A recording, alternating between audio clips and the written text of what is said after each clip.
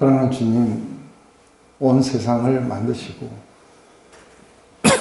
또 인간의 그런 모든 역사 속에 개입하셔서 하나님의 그 거룩하신 뜻을 이루어가시는 전능하신 하나님을 우리가 봅니다.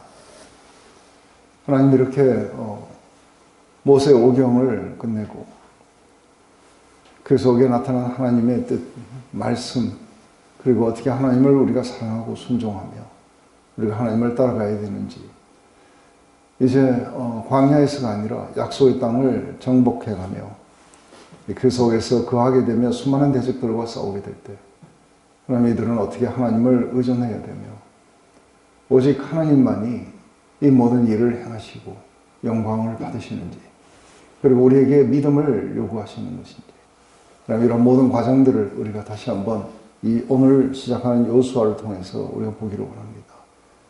하나님, 이 여호수아서를 통해서 우리 안에도 동일하게 그 영광을 보게 하시옵고 또 믿음을 갖게 하시옵고 그리고 담대하게 주님을 따라갈 수 있게 하시옵소서. 예수님의 이름으로 기도드립니다.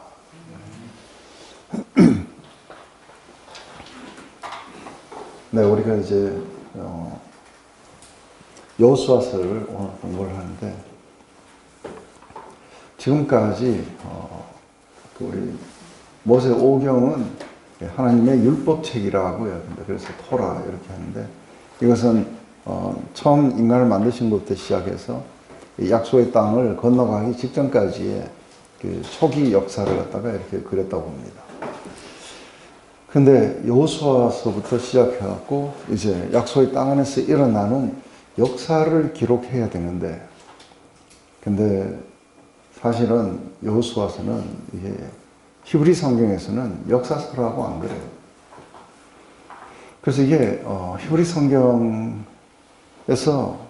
우리가 여호수아서만 역사서라고 안 그러고 사사기, 사무엘상하, 열왕기상하까지를 전부 이렇게 합쳐가지고 전기 예언서라고 그래요.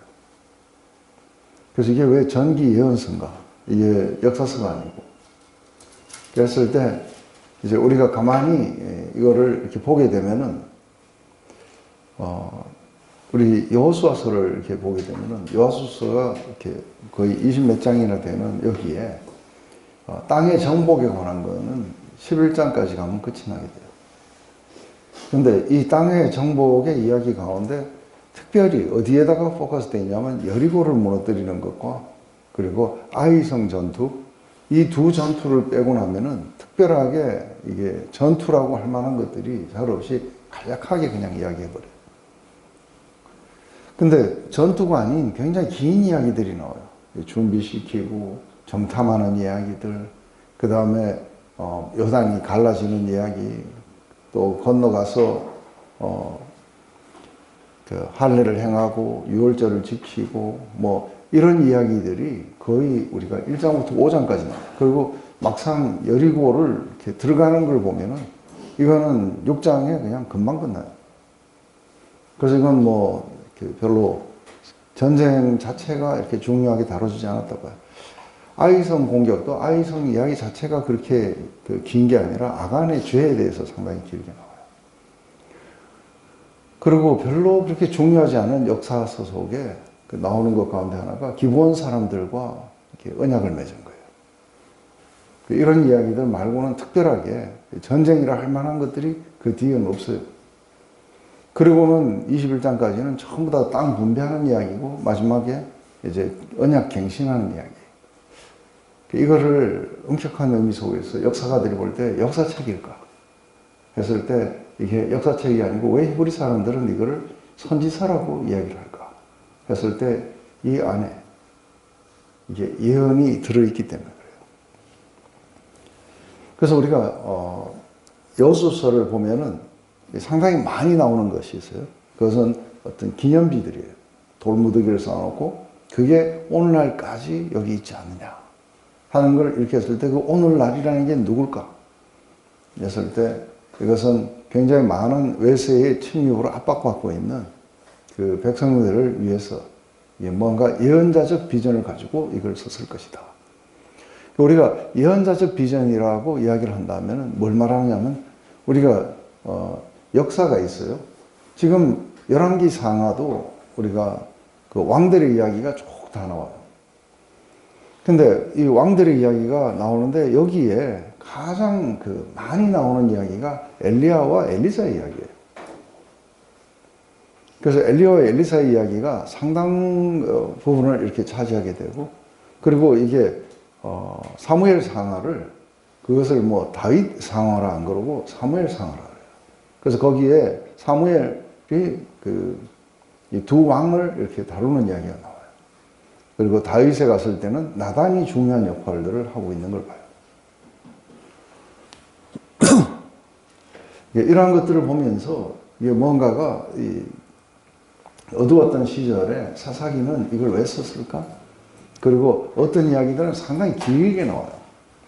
특히 삼손 같은 이야기는 그 기드온, 삼손 이런 이야기들은 굉장히 길게 나오고 어떤 것들은 굉장히 짧게 이렇게 나와요. 왜 이렇게 썼을까? 했을 때 이제 우리가 한번 보면은 예언자적 비전이라는 건 뭔가 했을 때 사실은 우리 열왕기 상하를 읽어보면 또 역대 상하를 읽어보면 그게 오늘날 그 이스라엘의 사기, 역사책에 나오지 아니하냐 하고 이렇게 이야기해요. 역사책은 따로 있었던 것 같아요. 그런데 예언자적 비전이라는 거는 이게 되어가는 모든 역사들을 하나님의 관점, 선지자적 관점 속에서 이걸 보게 돼요. 이걸 예언자적 비전이라고 해요. 우리가 오늘날에도 되어가는 모든 세상 일들을 하나님의 관점 속에서 이게 볼 수 있겠는가. 그래서 우리 사도 요한이 천상에 올라갔을 때 강과 땅을 밟고 있는 그 천사로부터 책을 이렇게 받아 먹어라. 그래서 그 책을 받아 먹으니까 입에는 달고 속에는 썩다. 그러면서 다시 한번 1260일, 42달 동안을 온 세상을 향해 이렇게 예언하라. 이렇게 해요. 그것은 하나님의 관점 속에서 지금 세상은 이렇게 뭔가 흥청망청하고 그리고 이런 사람들이 흥행하고 이런 것 같은데 하나님의 관점 속에서는 곧 이제 심판이 일어나게 될 것이다.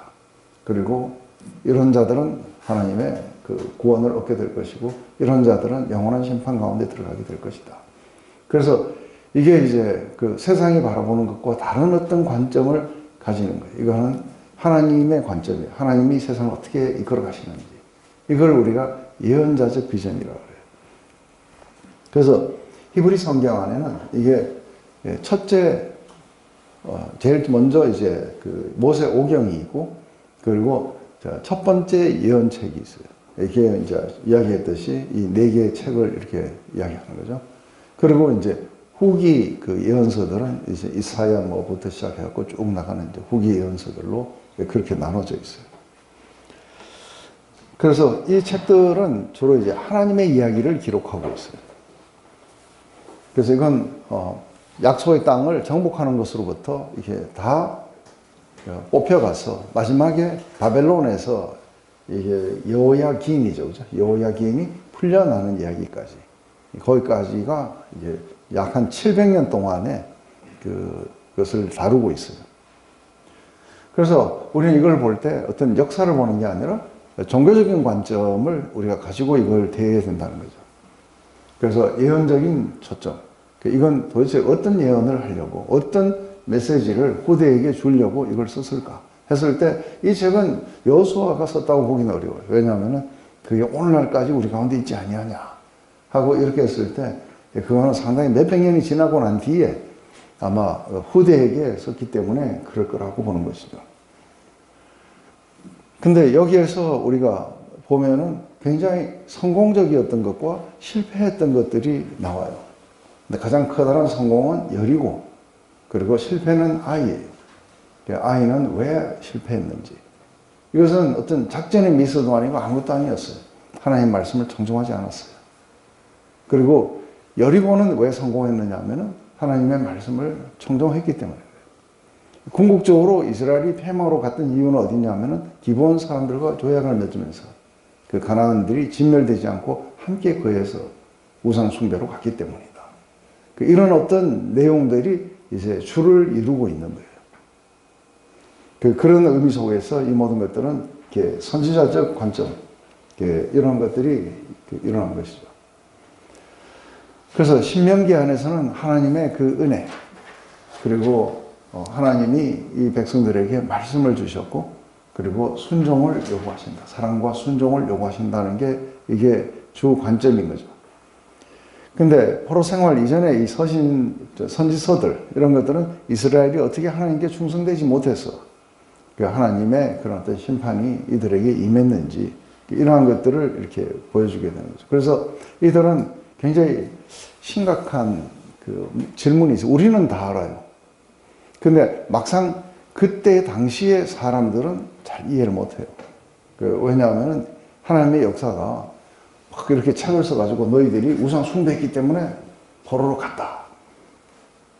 실제 상황에 가면은 잘 그렇게 느껴지지 않는 거 아시죠? 그래서 우리는 여러 가지로 막 생각을 해봐요. 왜 내게 이런 재난이 왔느냐? 왜 이런 게 왔습니까? 하고 막 하면은 그때 그걸 내가 좀 잘못했기 때문에 이런 게 왔는가? 아니면 내가 미리 준비를 못했기 때문에 이런 게 왔는가? 하고 사람들은 굉장히 많이 헷갈리게 돼요. 근데 자기들이 지금 그 포로로 잡혀갈 때 왜 우리는 포로로 잡혀가냐 했을 때 이제 막 여러 가지 말들이 떠돌아요. 그죠? 이제 그랬을 때 우리가 국력을 제대로 하지 못했었다. 그래서 왕들의 책임이 있다. 아니면 우리의 선조들이 뭔가 죄를 지어서 우리가 벌을 받는 게 아닌가. 그래서 그런 말들이 막 유행했어요. 아비가 신포도를 먹으니까 자식이 이가 막 시리다. 그러면서 사실은 자기들이 왜 여기로 왔는지 했을 때 우리가 만약에 중국이나 일본이나 이런 거에 침략을 당해갖고 이렇게 하면은 우리는 어떻게 생각하겠어요? 교회가 잘못했다 이렇게 생각을 하기 어려워요. 교회가 잘못한 게 아니라 우리가 충분하게 거기에 대해서 대비하지 못했었다. 그래서 우리가 너무 뭐 한쪽 편을 들다가 이렇게 됐다. 이렇게밖에 이게 해석되지 않는 것은 세상적 관점이에요.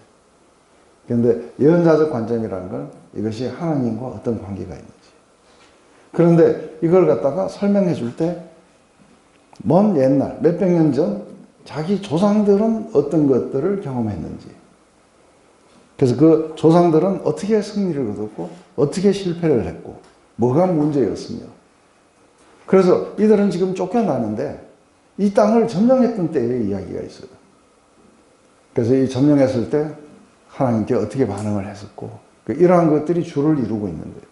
그랬을 때 어떻게 이들은 번성을 했든지.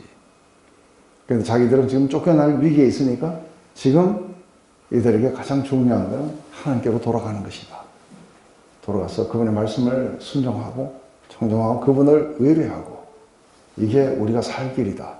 이거를 지금 이제 뭔가 전해주고 싶어 하는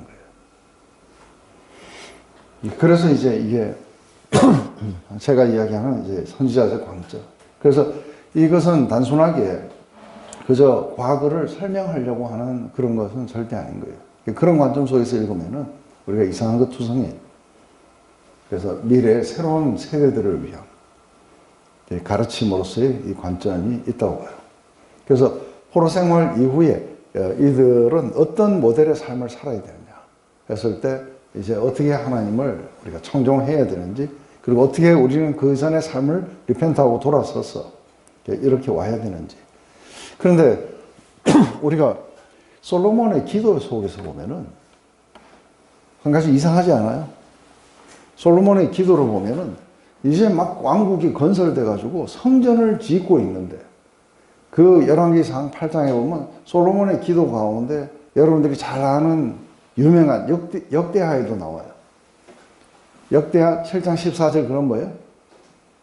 내 백성이 겸비해서 회개하고 돌아와서 이 성전을 위해서 하나님께 기도하고 간구하면은 하나님께서는 하늘을 들으시고 이 땅을 고쳐달라고.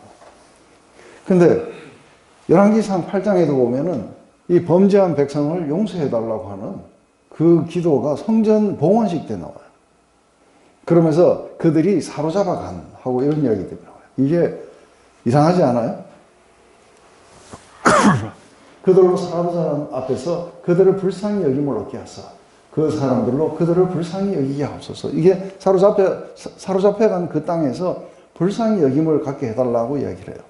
그런데 불쌍히 여김을 받아서 여호와의 기인이 이게 그 왕자 대우를 받으면서 이렇게 돼요.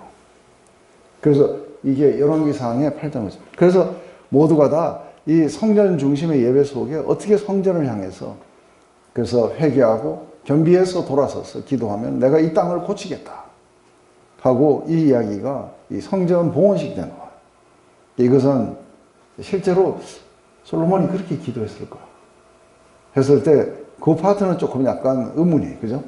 왜냐하면 지금 한참 나라가 최고의 부강을 자랑할 때에 포로 생활에서 그 긍휼을 얻게 해달라고 그렇게 기도하고 있어요. 이게 훨씬 더 뒤에 쓰여 있었을 거라고 합니다. 그랬을 때 이게 예언자적 관점 속에서 이걸 봤을 때 그 후대 세계에서 이게 바로 이 성전을 봉헌했을 때 회개하고 돌아와서 겸비해서 하나님께 자비를 구하면 하나님은 그 이야기를 들으시고 이 땅을 고치실 것이다. 목사님, 그럼 솔로몬이 그 기도를 안 하고 방금 회개의 그 파트는 후대에 삽입이 됐을 수도 있는 거예요? 그렇죠. 그런 것들이 그 신약에도 많이 나와요. 신약에서도 마리아의 기도 보면 16살짜리가 기도했는 것은 막 민족의 어떤 구원과 뭐와 이런 것들이 막 나와요. 근데 그렇게 쓰여짐으로써 결국은 은혜가 중요한 거를 또 그렇죠. 거고, 그리고 구약도 보면은 아브라함을 이끌고 바빌론에서 꺼내오지만 결국 포로로 해서 바빌론으로 들어가잖아요. 네. 그게 우리의 실존인 것 같은 생각이 들고, 네. 우리는 하나님이 이렇게, 그리고 천국이라는 곳을 가나안으로 묘사를 하는데, 가나안이라는 데가 사실은 햄족, 어떻게 보면은 셈족이 아니라 네. 함의 자손이 사는 네, 맞습니다. 곳이고, 그곳을 천국이라고 끌고 들어갔는데 거기에 이방 족속이 또 같이 모여 사는 거 보면 그 속에 천국에 대한 조금 영적인 의미도 숨어 있는 게 아닌가, 저는 그런 생각도 들거든요. 그러니까 이게 우리는 천국이 이렇게 우리끼리만 뭐 잘 살고 좋은 데가 네. 아니고 그렇게 섞여 있지만 그 속에서 진짜 여리고성 무너지듯이 이렇게 지킬 수 있는 사람이. 근데 그건 이제 우리가 모형이니까. 네. 이게 모형은 항상 완전하진 않아요. 왜냐하면 다윗도 모형이잖아요. 그렇다면 예수님을 포인트하는데 예수님이 그렇게 간음하고 죄를 짓고 그거하고는 거리가 먼 거죠. 부족하지만 완전한 것을 이렇게 포인트한다 이렇게 보는 게 훨씬 더 이렇게 좋을 수 있겠죠. 그래서 이게 이제 열왕기 상하라든지 이런 게 왜 선지서에 해당되는 것인지 그게 이제 이러한 것들이 이렇게 나오게 되죠. 그래서 한번 이제 공부를 해보시면 이게 선지서가 맞구나. 이게 역사가 별로 그렇게 중요하지 않고 그 열왕기 상하에 제일 길게 나오는 이야기가 어디예요? 제일 긴 이야기는 엘리야 이야기예요. 그리고 제일 그러니까 많이 다뤄야 되는 그래서 아합 왕 이야기가 굉장히 길게 나와요. 그래서 아합 왕 이야기가 왜 그렇게 길게 나오냐면 이게 이제 바알 월십이 가장 성행했을 때예요. 근데 바알 월십이 가장 성행했던 이유 중에 하나가 뭐냐면 부인이었던 이사벨이었어요. 이사벨은 이게 원래 페니키아, 두로와 시돈의 지역이 페니키아 지역이에요.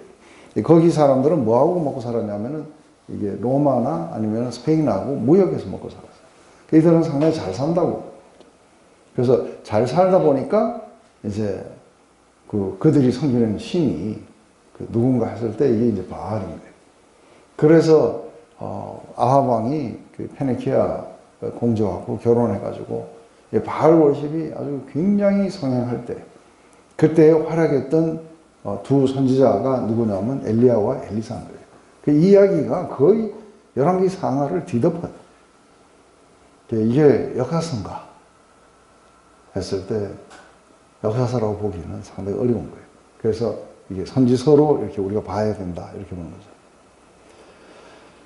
그래서 예언적 메시지를 우리가 담고 있다. 그래서 이 예언적 메시지가 우리가 뭔지를 우리가 이제 한번 보기 시작해보자. 그래서 제일 먼저 우리가 1장을 이렇게 보면은 이제 모세가 죽었어요. 죽고 난 뒤에 이제 너는 이 모든 백성과 더불어 일어나 이 요단을 건너 내가 그들 곧 이스라엘 자손에게 주는 그 땅으로 가라 하고 이제 임무가 내려와요. 그리고 이제 여호수아를 향해서는 너 평생에 너를 대적할 자가 없으니 내가 모세와 함께 있었던 같이 너와 함께 있을 것이다. 내가 떠나지 않고 버리지 않고 늘 너와 함께 있을 것이니까 강하고 담대하라.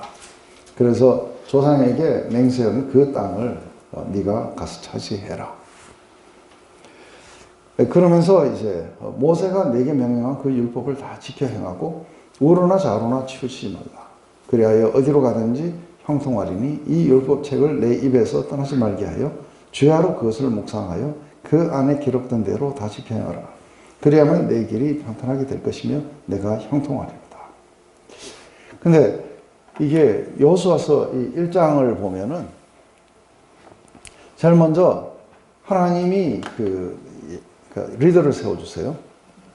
여호수아를 세워주시고 내가 너와 함께 할 것이고 그리고 넌 조금 더 두려워하지 말고 이렇게 믿음을 갖거라.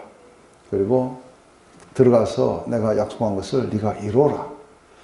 이러면서 이게 이제 상당히 중요한데, 그러면서 여호수아에게 요구한 건 뭐냐면 이 율법을 묵상하라는 거예요. 전략을 구상하는 게 아니고 이 율법을 묵상해라. 그리고 이 율법을 하나님의 말씀을 따르라. 그리고 너는 하나님을 신뢰해라. 하나님을 신뢰하고 하나님의 말씀을 따라서 네가 그렇게 살아간다면 네 평생에 너를 대적할 자가 없을 것이다. 이게 이제 후대에 주는 메시지예요. 그죠? 이스라엘의 모든 리더들은 어떻게 해야 되는가 했을 때 바로 하나님을 향한 그런 어떤 담대한 믿음을 가지고, 그리고 하나님의 그 말씀을 묵상하고 따르고 사랑하고, 이게 상당히 중요한 것이다. 그래서 우리가 여기서 이렇게 보면은 교회 안에 우리가 하나님 나라 안이죠. 하나님 나라 안에서의 이 지도력, 그리고 용기, 결단, 이런 것들은 어디서부터 오는가? 제일 먼저 여호수아가 이 일을 감당해하고 앞으로 나아갈 수 있을 때, 이것은 여호수아가 혼자서 할 수 있는 그런 어떤 종류의 것이 아니죠. 근데 우리가 어떤 일을 우리보다 훨씬 더 커다란 일에 이렇게 도전을 할 때, 그때 굉장히 중요한 거 뭐냐면 많은 사람들이 믿음이 없어요. 왜 믿음이 없냐면 제일 먼저 하나님이 이 일을 하라고 부르셨는지, 그래서 이게 vocation이에요. 그죠? 이 일을 하라고 부르신 것을 들은 적이 없어요. 이것에 대해서 확신이 없으면 지도력도 담대함도 다 사라져요. 굉장히 많은 리더들이, 특별히 이제 선교사나 목사님들이 가장 많이 시달리는 게 뭐냐면 부르심에 대한 확신이에요. 과연 가다가 어려움을 만나면 어떻게 해요? 과연 하나님 부르셨는가? 안 부르셨는데 브레이크 너무 세게 밟아갖고 튀어나온 건지, 이게 불명한 거예요. 그러면은 이 사람들은 부르심에 대한 확신이 없으니까 뭐가 생기면 자꾸 뒤돌아가려고 그래요. 그래서 뭔가 벽을 만나면은 이걸 하나님과 함께 뛰어넘어간다는 생각을 안 하고 전부 도망을 가요. 그래서 이쯤에서는 이제 뭐 아닌가 보다, 그냥 가서 장사나 할까, 이런 사람들이 굉장히 많아요. 그래서 우리 밴쿠버나 필리핀이나 미국의 웬만한 도시에 가면 한 도시당 그냥 아무것도 안 하는 선교사들, 목사님들이 한 200명씩 있어요.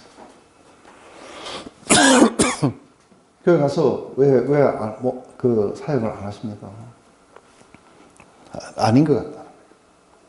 그래서 뭐 한의 공부해갖고 한의사가 되려고 한다든지 뭐 하면서 여호수아가 갑자기 가다가 이거 아닌가 보다 해가지고 한의 공부해갖고 이런 걸 이렇게 생각한다고 했다. 그러니까 이런 담대한 믿음은 어디서부터 오는가 하면 먼저 하나님이 여호수아를 부르세요. 그죠? 부르셔서 이 잡을 맡기세요.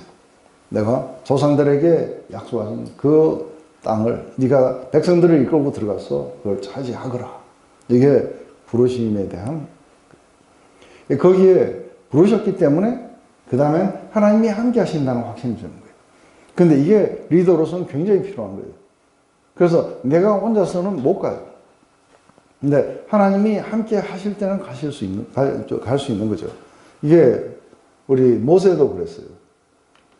모세도 그냥 뭐 처음에 가라니까 자기가 가서 뭘 해야 되는 줄 알고 뭐 내가 왜 갑니까 하고 그러다가 보낼 만한 자를 보내서 쏙 하고 이렇게 하면서 믿음 없는 발언들을 막 남발했었어요. 그러다가 이제 드디어 가가지고 10가지 재앙을 내리고 이러면서 하면서 이제 하나님이 함께 하신다는 걸 이렇게 알게 되면서 점점 담대해져 가요. 맞아요? 점점 담대해지고 그러다가 마지막에 확 돌아올 때 그때는 보면 모세가 어마어마하게 위대한 자가 돼 있어요. 그러니까 하나님은 늘 함께 하시면서 모세가 말할 때마다 컨펌해 주시는 거예요. 파워로. 그런데 와가지고 금송아지 사건이 일어나자 하나님이 내 임재가 함께 가지 않겠다. 그러니까 이제 모세가 이제 돌변하는 거예요. 왜냐하면 내가 나왔습니까? 이 백성들. 하나님이 안 가시는데 내가 왜 가야 됩니까? 하고 우리를 세상과 뭘로 구분합니까? 하나님의 진정한 리더를 어떻게 구분합니까? 하고 이렇게 이제 이야기할 수 있겠죠. 그죠? 그건 하나님이 나와 함께 하심이 아닙니까? 그 하나님이 함께 하신다는 이게 없으면은 할 수가 없어요.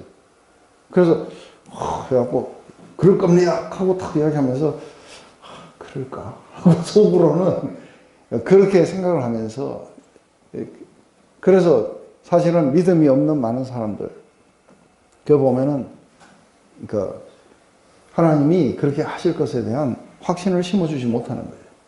그러면 하나님이 나를 보내셔서 사람들을 믿음으로 굳건하게 세워주라는 내가 믿음이 없는데 어떻게 믿음을 세워줄 수 있겠어요?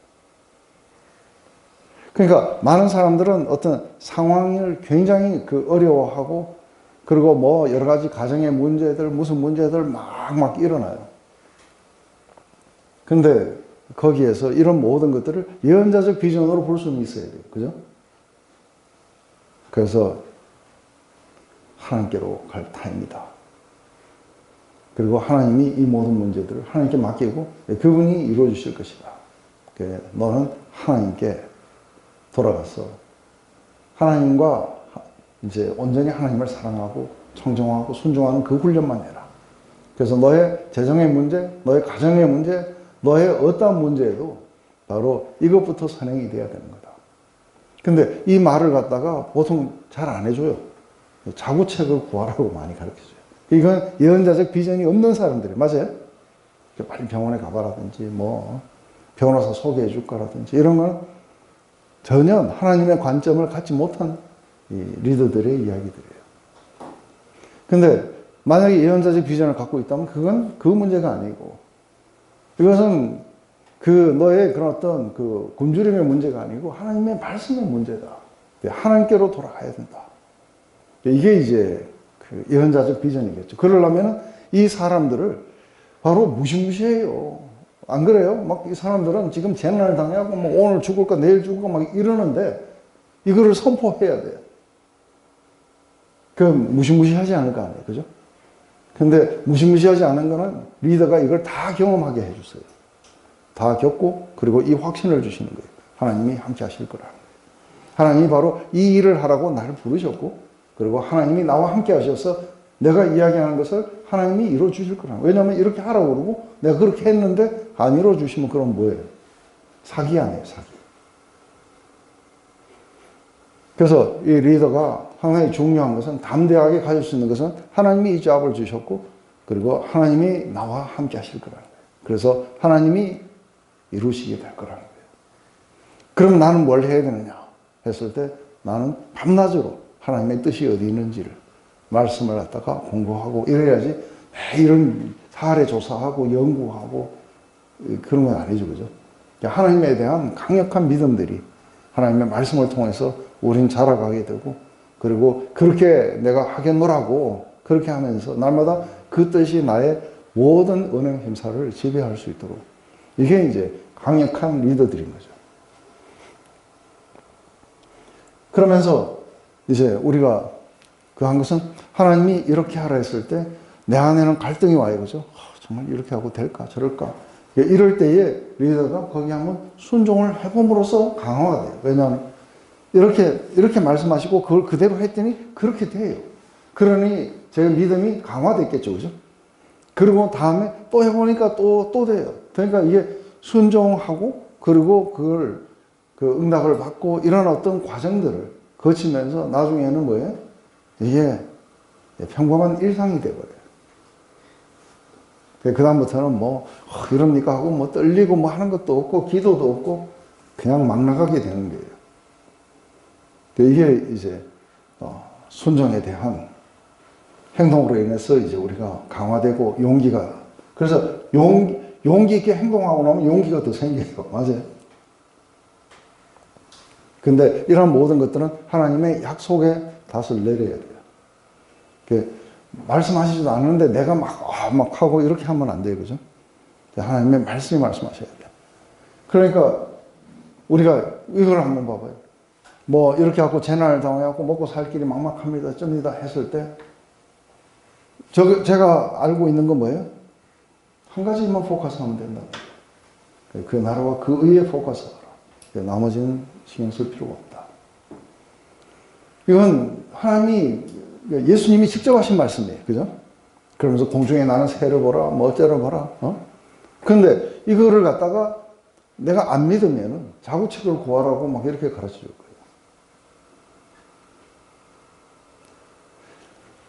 거예요. 이게 하나님의 말씀에 닷을 낼 때 아주 굉장한 용기를 그렇게 나타내게 될 거라는 거죠. 우리 이제 정탐꾼 보낸 이야기를 한번 보십시다.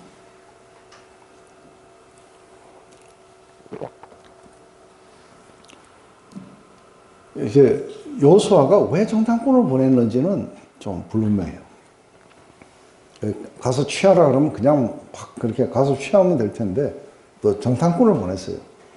결국은 이 정탐꾼을 보냈는데 이 정탐꾼들이 기생 라합 집에 들어갔어요.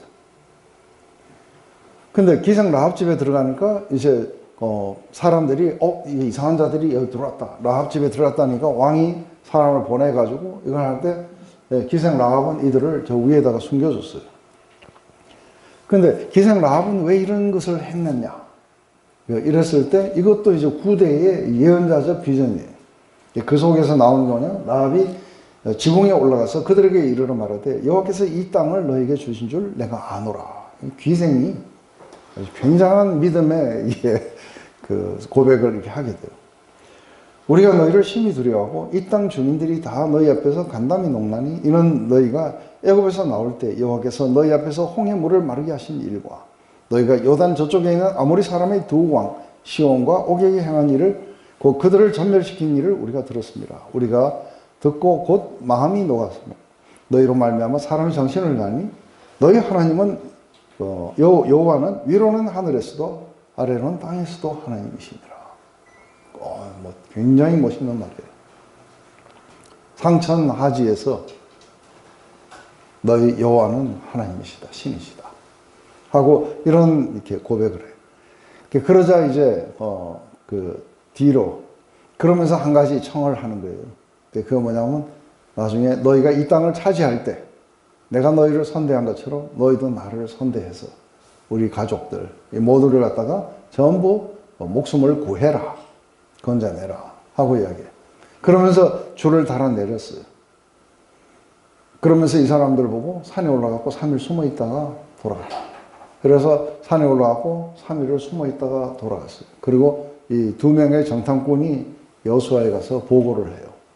그 두 사람이 돌이켜 산에서 내려와 강을 건너 눈의 아들 여호수아에게 나아가 그들이 겪은 모든 일을 고하고 또 여호수아에게 이르되 진실로 여호와께서 그 온 땅을 우리 손에 주셨으므로 그 땅의 모든 주민이 우리 앞에서 간담이 높더이다 하더라.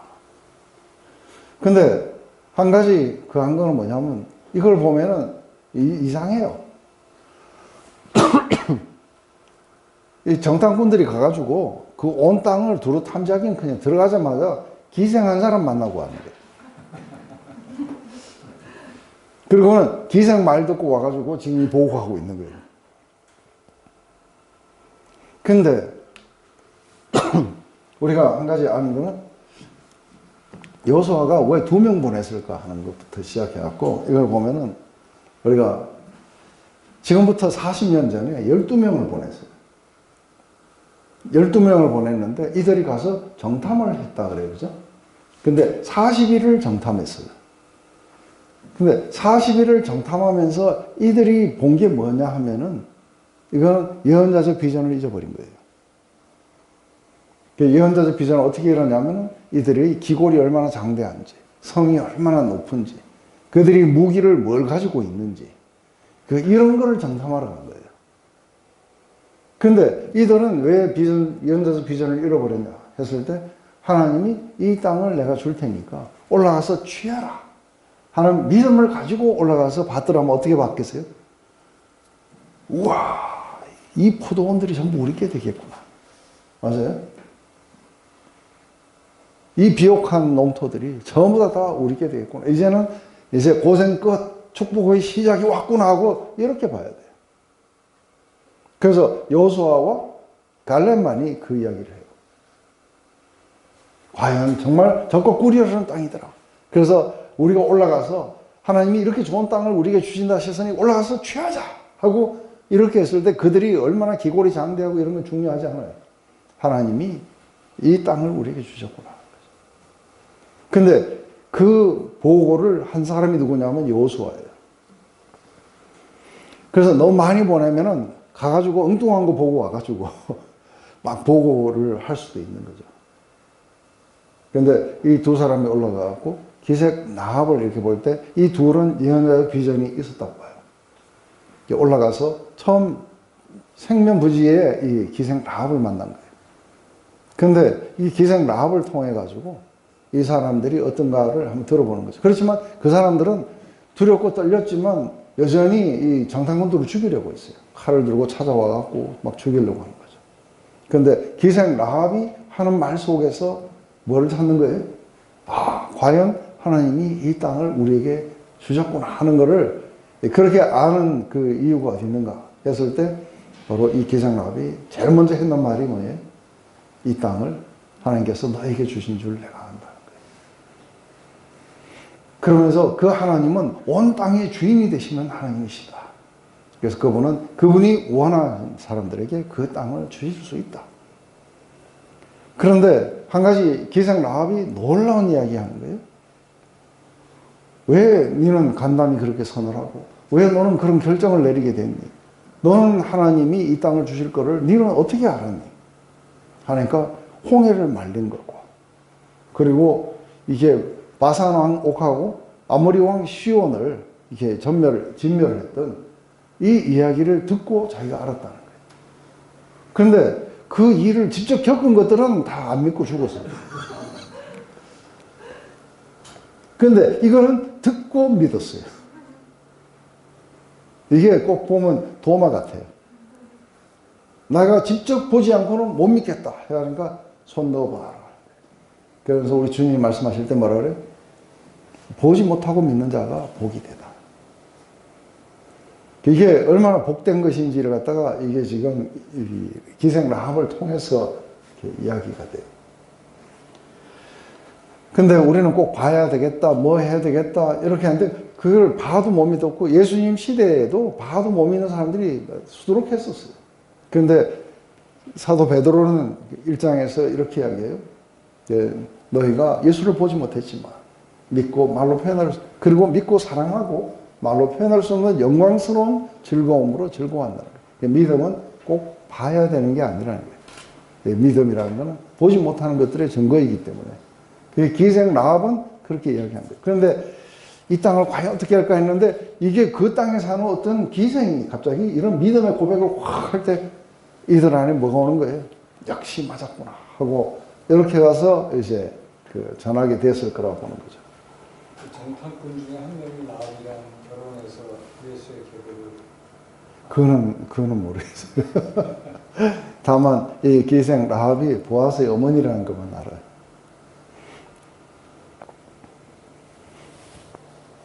근데 믿음이 내가 믿어야 되겠다 해서 쉽게 믿어지는 거예요. 그렇죠. 그게 이제 좋다는 건 알긴 아는데. 네.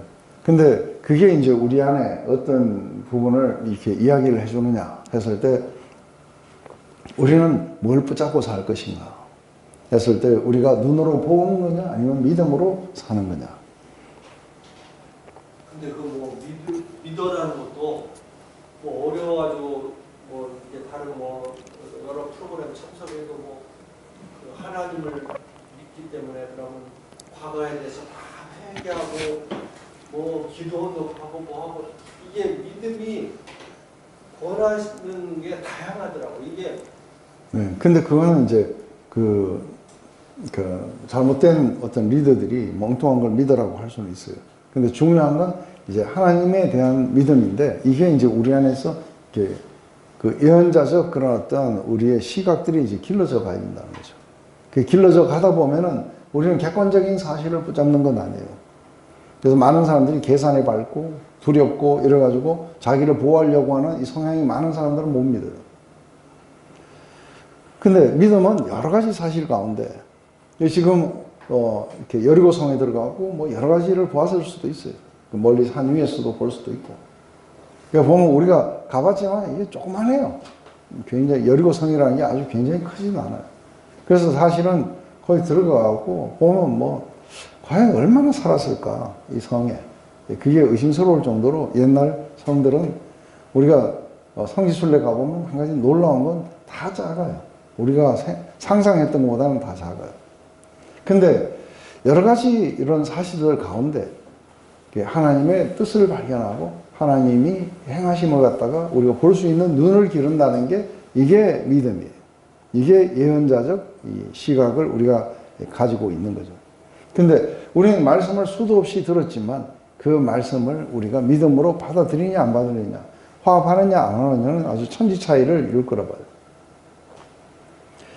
왜 하필이면은 이렇게 부도덕한 기생 라합을 통해 가지고 이렇게 하셨는지. 그리고 그 여리고에 다 죽었는데 그날 기생 라합과 그 가족들만 이렇게 살았어요. 왜 그런가? 그랬을 때 하나님의 역사가 굉장히 아주 정결한 삶을 살고 뭐 이런 사람들을 통해서 일어나는가? 그랬을 때 그하고는 아무 상관이 없다는 걸 봐요.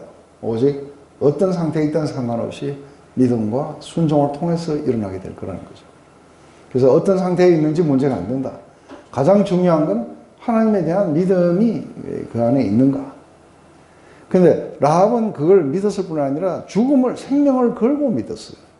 자기가 지금 만약에 그 사람들에게서 지붕 위에 있던 게 들키게 되면 자기도 죽어요. 그런데 이렇게 생명을 걸고 그 한 것은 이것만이 진정하게 자기네들이 사는 길이라고 믿었기 때문에 아마 그렇게 하지 않았는가. 다만 근거는 자기가 경험하지 않았지만 자기가 들었던 이야기를 근거로 해서 이런 믿음이 생겼다고요. 교회 안 다니는 사람이 교회 하나님에 대해 더 잘 알 수가 있어요. 교회를 다니면서 맨날 들었는데 아직도 잘 모르겠다.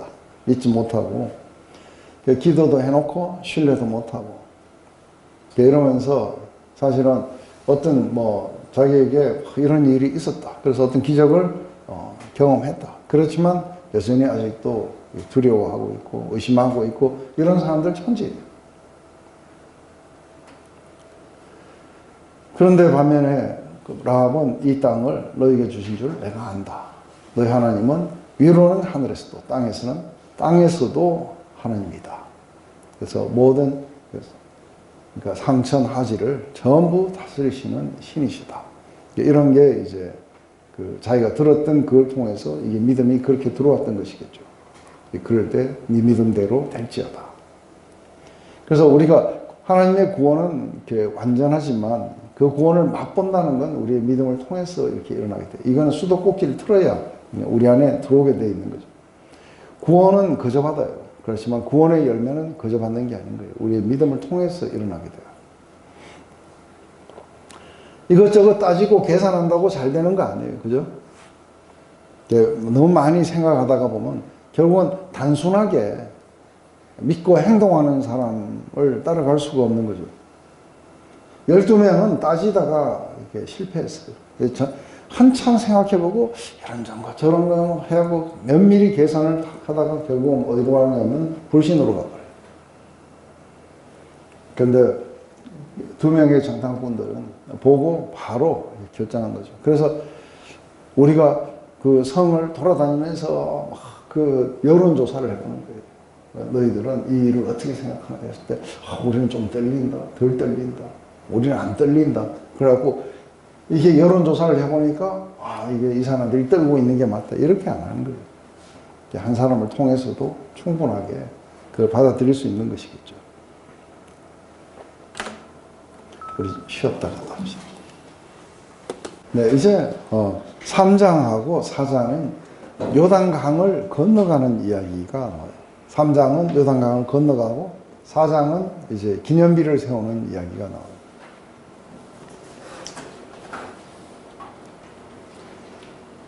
그래서 이제 드디어 여호수아가 아침에 일찍 일어나갖고 이제 시딤은 어디냐면은 요단강이 이렇게 있으면은 요단강 동쪽 요르단 쪽이죠. 요르단 쪽 그 평지가 시딤이에요. 그리고 요단강을 건너가서 여리고 평야에 그들이 진을 쳤던 곳이 길갈이에요. 그래서 요단강을 이쪽 저쪽을 두고 시딤이냐 아니면 길갈이냐.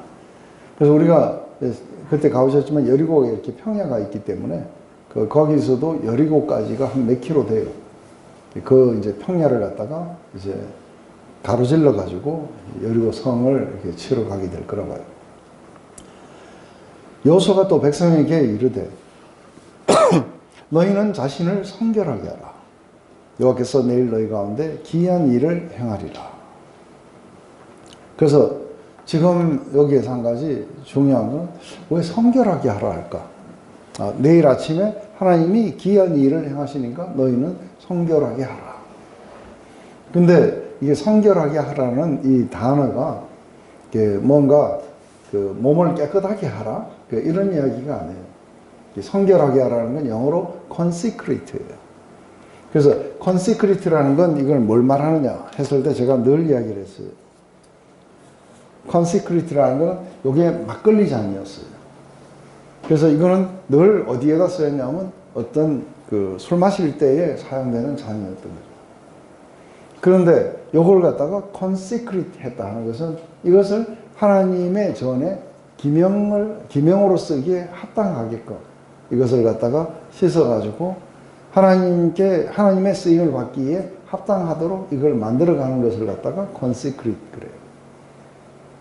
그래서 이걸 sanctify 하기라고도 하고 consecrate 했다 이렇게 이야기하는 거죠.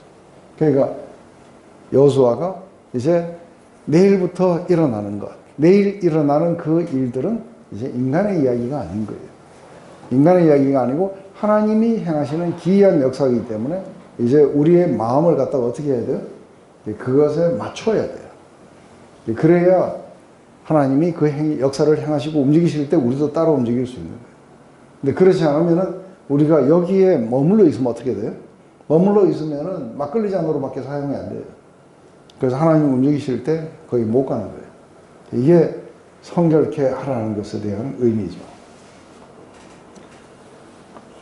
네, 그러면서 이제 제일 먼저 강을 건널 때 언약궤를 맨 제사장들이 제일 먼저 이제 백성 앞에 나아가고 여호와께서 여호수아에게 이르시되 내가 오늘부터 시작하여 너를 온 이스라엘 목전에서 크게 하여 내가 모세와 함께 있던 것 같이 너와 함께 있는 것을 그들을 알게 하리라. 너는 언약궤를 맨 제사장들을 명령하여 이르기를 너희가 요단 물가에 이르거든 요단에 들어서라 하라. 그러면서 이제 여호수아가 이제 그 들은 그대로를 옮깁니다. 이스라엘 자손들에게 이르되 이리로 와서 너희 하나님 여호와의 말씀을 들으라 하고 또 말하되 살아계신 하나님이 너희 가운데 계시사 가나안 족속 또 헷 족속 히위 족속 브리스 족속 가르가스 족속 아모리 족속 여부스 족속을 너희 앞에서 반드시 쫓아내실 줄을 이것으로 알게 될 것이다. 그래서 지금 요단을 건너가는 이 이야기를 통해서 모세의 리더십을 굉장히 강화시켜 주시겠다고 말합니다. 그래서 아주 네가 굉장히 위대하게 사람들 눈에 비치겠다. 이거는 모세에게도 이야기했어요. 이제 사람들의 눈에 네가 아주 신처럼 위대하게 그렇게 될 것이다. 근데 그걸 위해서 여호수아나 모세가 해야 됐던 거냐? 하나님 말씀하신 걸 듣고 그대로 실행을 해야 돼. 그러면 리더십들이 그렇게 사람들의 눈에 그렇게 강화되어 보이는 거죠. 이게 믿음이 요구했던 거죠. 또 한 가지는 이렇게 요단을 건너는 것을 통해 가지고 이 땅의 정복이 확실시 된다는 걸 알려주겠다고 말씀하시는 거죠. 그러면서 보라, 온 땅에 주의 언약궤가 너희 앞에서 요단을 건너가더니 이제 이스라엘 지파 중에서 각 지파 중에 한 사람씩 12명을 택하라. 온 땅에 주 여호와의 궤를 맨 제사장들이 발바닥이 요단 물을 밟고 멈추면 요단 물 곧 위로부터 흘러내리던 물이 끊어지고 한 곳에 쌓여 서리라. 백성이 요단을 건너려고 자기들의 장막을 떠날 때에 제사장들은 언약궤를 메고 백성 앞에 나아가니라. 요단이 곡식 거두는 시기에 항상 언덕에 넘치더라. 궤를 맨 자들이 요단에 이르며 궤를 맨 제사장들이 발이 물에 잠기자 곧 위로부터 흘러내리던 물이 거쳐서 사르단에 가까운 매우 멀리 있는 아담 성읍 변두리에 일어나 한 곳에 쌓이고 아라바 바다 여매로 향하여 흘러가는 물은 완전히 끊어지매 백성이 여리고 앞으로 바로 건널세. 여호와의 언약궤를 맨 제사장들은 요단 가운데 많은 땅에 굳게 섰고 그 모든 백성이 요단을 건너 마칠 때까지 모든 이스라엘은 그 마른 땅을 건너갔더라. 지금 이제 굉장한 그 이야기가 나오는 거예요. 근데 늘 하나님을 트러스트하고 하나님이 이렇게 맡겨주신 그 임무를 이렇게 수행하는 사람들은 하나님이 이렇게 하라 했을 때 인간의 그걸로는 상당히 좀 약간 불가능한 이야기예요. 왜냐하면 이게 추수 때예요. 그래서 이게 추수 때에는 이 물이, 요단 물이 항상 넘친다는데 우리가 갔을 때는 요 요단강 제일 하류가 한 5m 쯤밖에 안 돼서 거기서 다 세례 받으셨잖아요. 그러는데 이게 뭐 추수 때는 뭐 한 500m쯤 된다는데 그래서 500m는 좀 거짓말 같아요. 그죠? 뭐 한 50m 정도. 그때는 좀 많이 넓었겠죠. 그런데 물이 항상 차고 넘치고 이렇게 되다 보니까 이게 이제 건너갈 수가 없는 거죠. 근데 거기에 이제 이렇게 물이 잠기게 되면은 제사장들이 언약궤를 메고 거기 가서 물 속에 탁 들어가게 되면은 이 물이 끊어지겠다. 그래서 이 물이 뒤로 쭉 밀려가 한 20km 밀려가 가지고 아담 성읍 그 옆에 어떤 큰 웅덩이에 거기에 가두신 채 못 내려오고 있는 거예요. 그러면서 염해로 사해로 내려가는 물들은 하나도 없이 이제 마른 땅이 되는 굉장히 넓은 지역이 지금 바삭 말라버려요. 그러면서 이제 백성들은 한 줄로 가는 게 아니라 전부 그냥 막 건너가요. 근데 그 중앙에 누가 있냐면은 그 제사장들이 그 언약궤를 메고 그렇게 하고 서 있는 것이죠. 그래서 이 요단강 건너는 것을 통해서 여호수아의 지도력을 온 백성 앞에서 확정시켜주고 또 가나안 족속을 쫓아내 주실 것이다. 그래서 바로 이렇게 하나님이 처음부터 끝까지 하나님이 그렇게 행하시는 거죠. 근데 문제는 뭐냐? 요단강을 건널 때 굉장한 믿음이 요구돼요.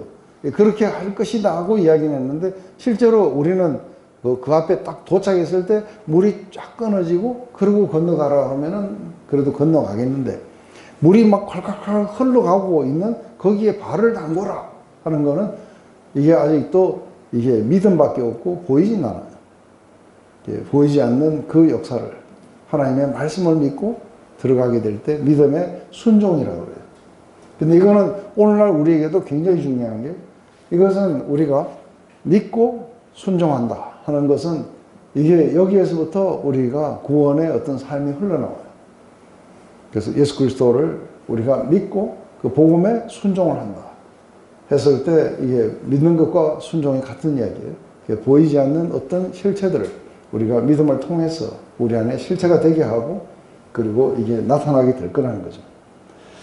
지금 기적이 아직 보이지 않아요. 그렇지만 하나님의 능력을 믿고 발을 디딘다는 것은 그건 사실은 이게 쉽지 않은 이야기예요. 여기에는 굉장히 많은 두려움들이 이렇게 이걸 가로막고 있을 거라 봐요. 하지만 이 두려움을 뚫고 믿음으로 이렇게 발을 디디기 시작하는 거죠. 그래서 이걸 보면은 우리가 인생의 타이밍 가운데 아주 내게 강 같은 평화가 흘러갈 때 이런 용기와 믿음이 필요가 없어요. 안 그래요? 이게 언제 필요하냐면 삶이 가장 위기가 찾아왔을 때 그때 믿음이 필요한 거예요. 그때에 하나님의 말씀을 따라서 내가 진행할 것인가 말 것인가. 그때 사실은 제 경험 속에서는 굉장한 처절한 싸움들이 일어나는 걸 알아요. 때로는 숨이 막혀 죽을 것 같은 그런 어떤 공포들이 밀려오기도 하지만 여전히 그 안에서 믿음이 이것을 이기도록 이렇게 해주는 걸 봐요. 근데 이 사람들의 이야기 속에서 보면 이런 스트러글링이 없이 쉽게 잘 건너가요. 그래서 저보다는 훨씬 더 이렇게 단순했던 것 같아요. 여기서도 동일하게 우리는 보는 것은 아직도 물이 철철 넘쳐요. 그렇지만 믿음은 이게 끊어질 거라고 믿어요. 그러니까 하나님 정말 여러분의 삶 속에, 우리 삶 속에 이런 불가능을 행하실 수 있다고 믿는가? 예수님은 그렇게 말씀하셨어요. 인간으로서는 불가능하지만 하나님으로서는 모든 것이 다 가능할 것이다. 그래서 하나님의 그 가능성을 우리가 믿고 살아가야 되는가? 근데 하나님은 자기 백성들이 바로 이 믿음의 스텝들을 어떻게 걸어가야 되는지를 가르쳐 주신다고 해요. 그래서 모두가 다 어떤 위기가 찾아오고 또 이러한 속에서 어떻게 믿음의 스텝들을 우리가 밟아 나가면서 이 모든 것들을 극복해 나갈 수 있는지, 이게 이제 굉장히 중요한 거죠. 이 결정들. 그래서 요단이 여전히 철철 흘러내려오고 있을 때, 이게 후대의 사람들을 보면 이 땅을 어떻게 건너 들어가느냐 하는 거예요. 어떻게 이 여리고 정복들이 일어나느냐 했을 때, 요단 물이 막 흘러내려가고 있는 그때에 이 사람들은 하나님의 말씀을 믿고 건너가서 끊어졌다는 거예요. 이런 기적들이 일어났다는 거예요. 후대에서 읽어보면 이게 중국 무협 소설 같기도 하고 이게 정말로 그랬단 말인가 하고 이렇게 하면서, 만약에 이게 사실이면 우리도 믿음으로 순종하는 것이 필요하겠구나. 이게 출애굽을 경험하지 못한 세대들, 출애굽을 경험했는 세대들은 바다가 갈라지는 것도 봤어요. 그런데 저는 바다가 갈라지는 것보다 이게 좀 더 했다고 봐요. 왜냐하면은 바다가 갈라지는 거는 잠잠하게 이렇게 있는 바다가 이렇게 양쪽으로 확 해가지고 갈라지는 건데, 이거는 갈라가지고 빨리 안 건너가면은 물이 자꾸 쌓일 거예요. 위에서부터 강물이니까 계속 올라오는데, 도대체 이게 한 시간에 얼만큼 많은 물들이 이렇게 높아질 건지 이걸 생각해 보면은, 그렇다면은 이거를 이렇게 특별히 추수 시기에 물도 많았는데, 하지만 이 세대들은 출애굽과 같은 이런 것들을 경험해 본 것이죠. 그러면서 이 언약궤는 하나님의 임재의 상징이에요. 그죠? 임재의 상징들. 이 임재의 상징이 거기에 이렇게 있게 되죠. 많은 사람들은 하나님이 행하셨다는 것을 우리가 알게 될 거라고 봐요. 거리를 갖다가 한 2000규빗 정도라 했는데, 이거는 1규빗이, 2규빗이 1야드예요. 그래서 2규빗이 1야드니까 이게 1000야드쯤 되니까 900m쯤 돼요. 900m쯤 먼저 이렇게 법궤가 탁 이렇게 가고, 백성들은 그걸 지켜보는 거예요. 근데 제사장들이, 그래야 이제 전 이스라엘이 다 볼 수 있어요. 그죠? 제사장들이 이걸 메고 그 안으로 물 속으로 확 끌어 들어가는 거, 확 하면서 물이 다 물러가는 거 보면은, 저도 이런 거 한번 봤으면 좋겠어요. 그죠? 우리 모두 보면 까무라칠 거예요. 우리 모두가 다 이스라엘 볼 수 있도록 그렇게 한 것이죠. 진정한 이 법궤, 하나님의 이 교회는 예수님을 상징했었어요. 그래서 정말 기적이 일어나요. 죽은 자 가운데서 살아나시고, 그리고 우리에게 생명의 떡이 되신 예수님. 바로 그것을 인해서 우리 모두를 갖다가 다 요단강을 건너갈 수 있도록 해주신 예수님. 이게 이제 굉장히 중요하겠죠. 그죠? 그래서 우리는 건널 수 없는 강을 건너기 위해서 우리는 어디에다가 고정을 해야 되냐면, 우리의 모든 시선을 하나님께, 예수님께 우리는 고정을 시켜서 예수님이 어디로 움직이든지 우리는 따라가야 돼요. 그게 우리가 이렇게 생명의 길이고 살아가야 될 길이겠죠. 그래서 우리는 여기에서 이제 너희 자신을 성결케 하라 했을 때, 우리의 자구책들, 우리의 뭐 판단, 생각 싹 다 버려야 하나님의 역사를 볼 수 있는 그 성결한, 그러니까 consecrated 어떤 그릇이 될 수 있다는 거죠. 우리가 뭐 매일 하던 어떤 방식들, 패턴들 뭐 이런 걸 가지고는 하나님의 역사를 기대도 못하는 거예요. 어떤 불순물도 포함되지 않는 순수한 믿음만이 하나님을 경험할 수 있게 할 거라고 보는 거죠. 이렇게 해서 이렇게 물이 중단되자 이제 건너갔어요. 이게 바로 믿음으로 순종했던 결과들인 거죠. 근데 여기서 상당히 중요한 건 뭐냐면은 믿음이에요. 근데 이 믿음을 어떻게 정의하냐면, 우리가 우리의 모든 눈을 하나님께 고정하고 하나님 말씀하시는 것을 우리가 청종해야 되죠. 그리고 우리가 그 믿음으로써 그걸 받아들여야 돼요. 그런데 이게 눈과 마음은 맨날 이렇게 받아들인다 그래요. 근데 발이 안 움직여요. 행동이 없네, 행동. 그래서 이게 예수님이 실컷 다 말씀하시고 난 뒤에 이렇게 이 말을 듣고 발로 행동하지 않는 자들, 그거는 모래 위에 집 같다. 그래서 이 믿음은 실제로 행동으로 나타나야 이게 믿음인 거예요.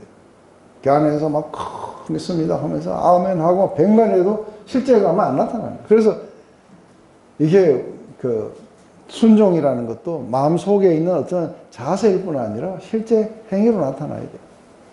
그래서 우리가 100% 확신이 아니라도 뭐 그럴 것이다 해갖고 무조건 탁 한번 맡겨보면은 이게 사실이라는 걸 알게 돼요. 그러면 믿음이 강화되고 이런 것들이 늘 일어나게 될 거라는 것이죠. 그래서 시편에서는 이 사건들을 굉장히 이렇게 가면서 요단아 내가 물러감이 어쩌함인고 하면서 이제 막 그런 이야기들이 나와요. 그러면서 요단은 물러갔고 하나님의 그 말씀에 요단이 물러가고 모두가 다 이런 것들을 봤다고 시편 114편도 이야기해요. 히브리서 우리 11장에는 믿음의 그거예요. 그죠? 거기에서 30절에는 바로 믿음으로 요단강이 말랐다고 이야기해요. 이게 믿음, 하나님의 역사가 우리의 믿음을 통해서 그렇게 일어나게 될 거라는 거예요. 우리 모두가 다 하나님만이 하실 수 있는 그 역사를 우린 보고 싶어 해요. 안 그래요? 그 사도행전을 보면은 사도 바울의 그 일행들이나 이 사람들은 불가능에 도전을 했어요. 그 어떻게, 지금 그걸 제가 참 묵상할 때마다 너무너무 하여간 어메이징해요. 옛날에 막 여기저기 그 전도도 하고 사람들 만나가지고 예수님을 전하고 막 이랬을 때, 야, 이게 같은 부산에 사는데도 이렇게 어려운데. 그 먼 거리를, 그죠? 걸어가지고. 첫째, 우리가 여기에서 우리가 만주에 요번에 우리 그 복음을 전하러 가자. 이래가지고 걸어서 가자. 이게 사실 말이 안 되는 이야기예요. 만주 갔다가 간 김에 우리 모스크바도 가자. 이렇게 한다는 건 진짜 말이 안 되는 이야기. 이 불가능에 도전을 하는데, 그런데 이들은 그 믿음으로 충만되어 있었어요. 그래서 불가능들이 계속해서 가능함으로 막 바뀌어 나가는 이야기들을 보면 이게 사도행전의 그 이야기들. 교회는 반복해서 불가능을 다 뛰어넘어가요. 왜냐 하면은 그들이 믿었기 때문이 아니라 믿고 순종해서 행했기 때문이에요. 그죠? 그래서 사도행전이에요. 우리 삶에도 늘 이렇게 도전이 넘쳐나고, 우리는 불가능을 넘쳐나요. 불가능은 없다. 우리는 믿음의 주요, 우리를 온전케 하신, 우리의 믿음을 완전하게 만들어주시는 예수님을 바라보자.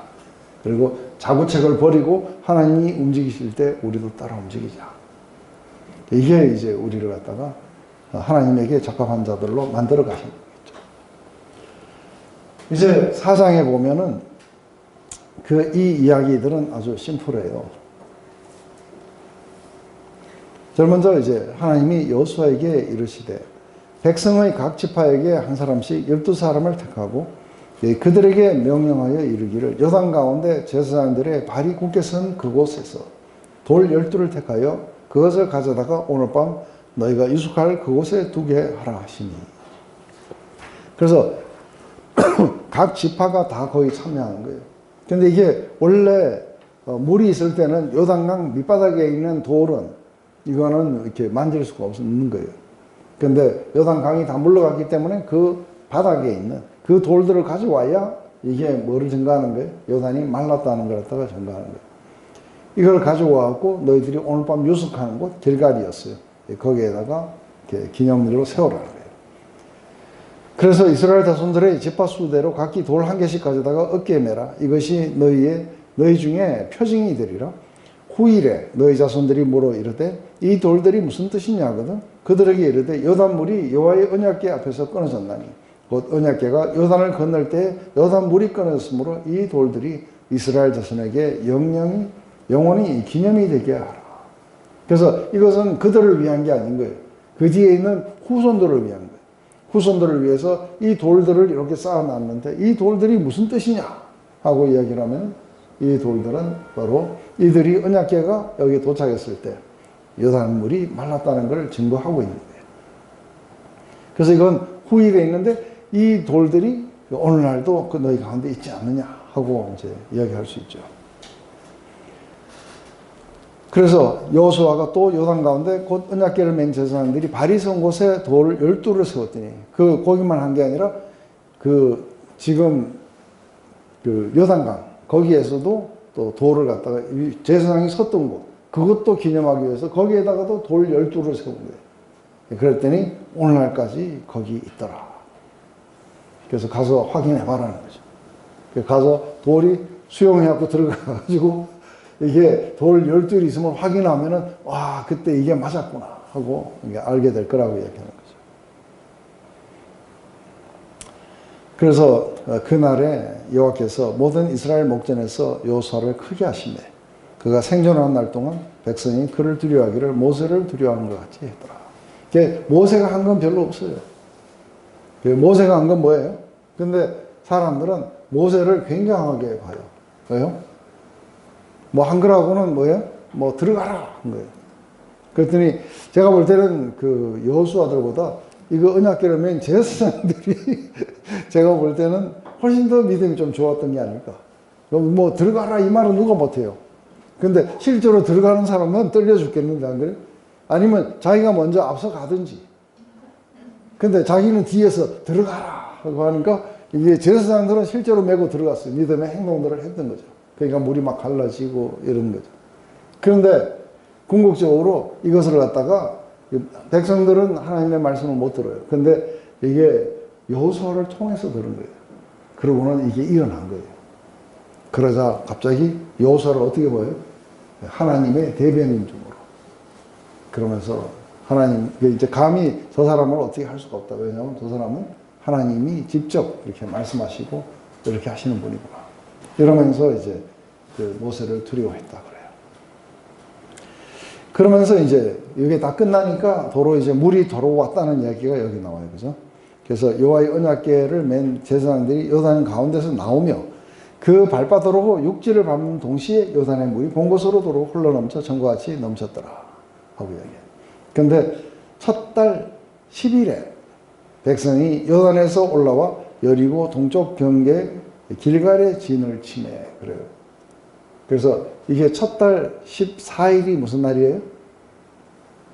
지금 10일에 여기에 도착했고 14일은 무슨 날이에요? 첫 달 아비볼. 14일이 뭐예요? 그렇죠. 6월절이죠. 이게 이스라엘 그 달력은 이 6월절이 있는 이 날이 첫 달이에요.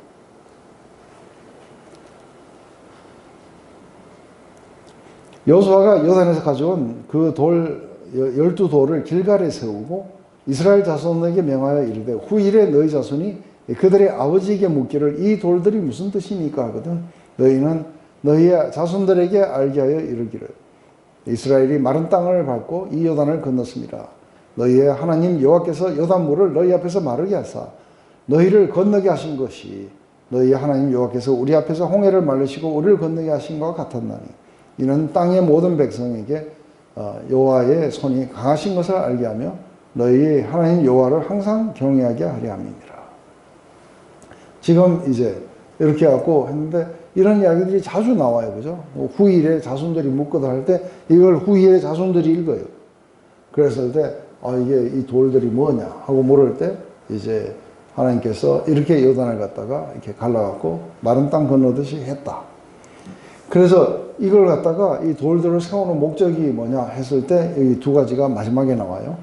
이는 땅의 모든 백성에게 여호와의 그 능력이 얼마나 강한 걸 알려주겠다. 그래서 그냥 이 이스라엘뿐만 아니라 땅의 모든 백성들에게 하나님의 능력이 얼마나 강한 것, 이런 걸 알면서 너희가 항상 하나님을 이렇게 경외하도록 하기 위함이라고 이 돌들이 그렇게 이야기를 해주는 거예요. 이게 이제 이 돌들을 세운 목적이에요. 그래서 우리가 지금 우리가 길갈에 잘 가지도 못하고 길갈이 어딘지도 명확하지도 않아요. 그래서 거기 가서 이 돌 12를 아직도 있는지 찾아보지 못했어요. 근데 그것들이 이렇게 돌들이 12개가 이렇게 서 있었다는 건 몇백 년 뒤에도 있었다고 봐요. 그러니까 이걸 썼을 당시에도 그게 오늘날까지 거기에 있었다. 그래서 이 돌들은 뭐를 증거하고 있는가 하는 거죠. 이 돌들은 전부 하나님에 관한 것을 증거하고 있어요. 이 돌무더기가 쌓인 걸 보면서 우리가 지난 역사를 들어요. 그죠? 그리고 그 지난 역사를 돌을 때 이들이 스스로 배를 타고 건넜거나 아니면은 이들이 수영을 해서 건넌 게 아니고 마른 땅을 건넜다. 그리고 하나님이 하셨다. 그래서 이 돌들이 후손들에게 이야기하는 거예요. 그것은 하나님이 이것을 행하셨다. 그분의 손에 의해서 이 강을 건넜다.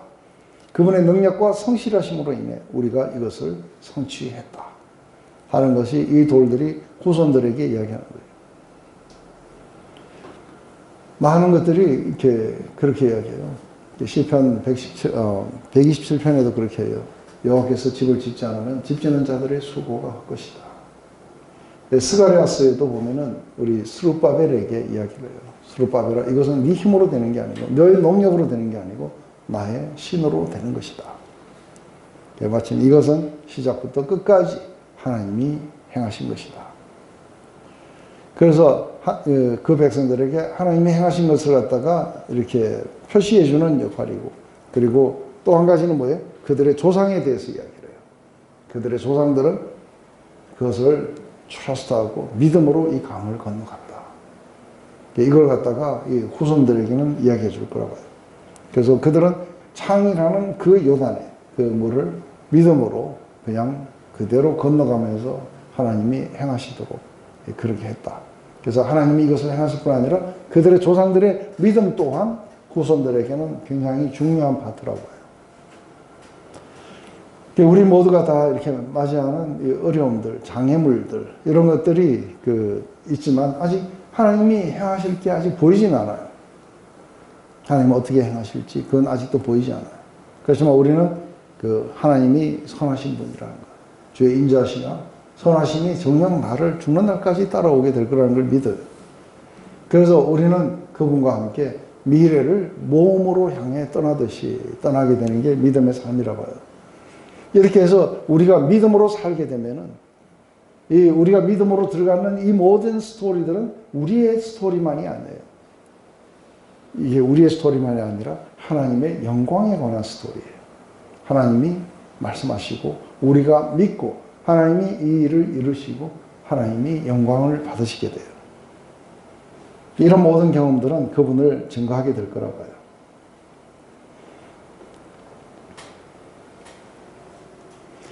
이제 이 일을 그 땅의 거민들이 들었어요. 그래서 요단 서쪽 아모리 사람의 모든 왕들과 해변에 가나안 사람의 모든 왕들이 여호와께서 요단물을 이스라엘 자손들 앞에서 말리시고 우리를 건너게 하셨음을 듣고 마음이 높고 이스라엘 자손 때문에 정신을 잃었더라 그래요. 지금 이미 그들은 두려움 때문에 지금 패배하고 있어요. 그죠? 이 요단강을 건너가는 마른 땅으로 건너가는 이야기만 들어도 사실은 뭐 여리고에 있는 사람이든 그 땅에 있는 사람이든 이거 완전히 우린 죽었구나 하고 그렇게 느끼게 될 만큼 했을 거라고 해요. 그런데 이때 갑자기 하나님이 이상한 명령을 내리세요. 그게 뭐냐면 부싯돌을 만들어 가지고 할례를 행하라. 그래서 지금 이렇게 요단을 건너왔으면 어떻게 해야 돼요? 이제는 장애물이 없어요. 그러면은 여리고 성까지 그대로 진격해 갖고 무너뜨려 버려야 돼요. 그죠? 그런데 여기에서 안 무너뜨려요. 그래서 여기에서 이게 지금 10일 날 건너갔어요. 14일이 6월절이에요. 이때까지 뭐냐면 할례를 해가지고 못 움직이게 하는 거예요. 그래서 이 할례를 받고 나면 오늘날처럼 뭐 항생제도 없고 뭐 하고 이러면 진통제도 없고 하면 굉장히 아팠을 거라 봐요. 그러면 이게 다 이제 남자들 들어누워 있는데 옛날에 야곱의 아들들 시므온과 레위가 이게 세겜 사람들한테 이렇게 속여가지고 할례를 받게 해놓고 이들이 못 움직일 때 들어가서 다 죽였어요. 근데 지금 여리고에서 사람들이 쳐들어 나오면 어떻게 돼요? 다 죽을 수 있어요. 이게 못 이겨요. 그런데 이 일로 인해서 저들은 두려워갖고 나올 생각도 못 해요. 그래 놓고는 이쪽에서는 편안하게 지금 할례 행하고 있는 거예요. 왜 이 시점에서 굳이 할례를 행해야 됐는지. 그리고 또 14일이 되니까 유월절도 지켜요. 그래서 지금 아직 들어가기 전에 해야 될 게 많은 거예요. 그래서 여기 보면은 이스라엘 자손들에게 다시 할례를 행하시라 하며, 그러면서 왜 할례를 행하라고 하셨냐 하면은 애굽에서 나올 때는 다 할례를 행했는데 이 사람들은 다 죽었어요. 그런데 이 광야에서 태어난 사람들은 길에서 할례를 못했기 때문에 지금 여기서 한다고 이렇게요. 여호수아가 할례를 시행한 까닭은 이것이니 애굽에서 나온 모든 백성 중 남자 곧 군사는 애굽에서 나온 후 광야의 길에서 죽었는데 그 나온 백성은 다 할례를 받았으나 다만 애굽에서 나온 후 광야의 길에서 난 자는 할례를 받지 못하였습니다. 이스라엘 자손들이 여호와의 음성을 청종치 아니하므로 여호와께서 그들에게 대하여 맹세하사 그들의 조상에게 맹세하여 우리에게 주리라 하신 땅 곧 젖과 꿀이 흐르는 땅을 그들이 보지 못하리라 하시매 애굽에서 나온 족속 곧 군사들이 다 멸절하기까지 40년 동안 광야를 헤맨다니 그들의 대를 잇게 하신 이 자손에게 여호수아가 할례를 행하였으니 길에서는 그들에게 할례를 행하지 못하였으므로 할례 없는 자가 되었더라. 그러면서 또 그 모든 백성에게 할례 행하기를 마치매 백성이 진중에 각 처소에 머물러 낫기를 기다릴 때에 여호와께서 여호수아에게 이르되 내가 오늘 애굽의 수치를 너희에게서 떠나가게 하였으므로 그곳의 이름을 오늘까지 길갈이라고 하였느니라. 이게 이제 뭐 이상한 말들이 나와요. 애굽의 수치를 떠나가게 했다든지 이런 말들이 뭘까? 이게 지금 할례에 대해서 이야기를 할 때 한번 이거 봐봐요. 할례는 제일 먼저 언제 나와요? 할례. 그렇죠. 아브라함이에요. 아브라함에게 뭐가 일어나느냐면은 그러니까 이 자손과 함께 이 땅을 주시겠다고 약속을 하셨어요. 그런데 이 땅을 주시겠다고 하는 그 약속을 아브라함이 믿었어요.